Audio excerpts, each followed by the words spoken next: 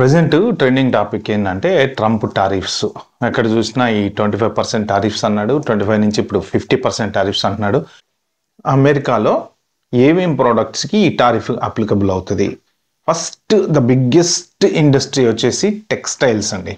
ఈ textiles export ఏమైతే చేసుకుంటారో ఇండియా నుంచి, ఓన్లీ మనం కట్టుకునే పంచా, తువ్వాల, పట్టు పంచా, లేకపోతే కుర్తా పైజమా ఇది కాదు. పెద్ద పెద్ద కంపెనీస్ ఏమైతే ఉన్నాయో వాల్మార్ట్, గ్యాప్, డికేఎన్వై, తర్వాత లెవీస్, ఇలా ఎట్సెట్రా సో మెనీ బ్రాండ్స్ ఉన్నాయి కదా మనకి.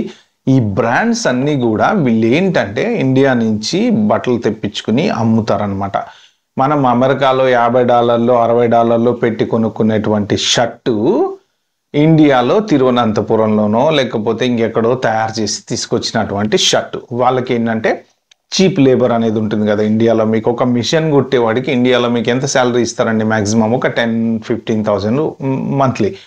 అలాగా మనం చూపిస్తూ ఉంటారు కదా సినిమాల్లో, వాటిలో కొన్ని వేల మిషన్లు ఇలా పెట్టేసి బట్టలు కుట్టేస్తూ ఉంటారు బట్టల షాప్లో. సో అక్కడ తయారైనటువంటి గూడ్స్ ఇక్కడికి వస్తాయి. ఆ వచ్చిన గూడ్స్కి వీళ్ళు ఇప్పుడు 50% టారిఫ్ వేస్తా అంటున్నాడు అనమాట. అంటే ఒక టీ షర్ట్ మీరు కొనుక్కునేటువంటి $50 కొనుక్కునేటువంటి టీ షర్టు ఇప్పుడు ఇండియా నుంచి ఎక్స్పోర్ట్ చేసుకొని అక్కడ అమ్మితే దాని $50 కాస్త $70 అవుతుంది. ఎందుకంటే మరి ఎండ్ ఆఫ్ ద డే ఎవరు కట్టాలండి ఆ 50% టారిఫ్? మన ఎత్తినే వేస్తారనమాట.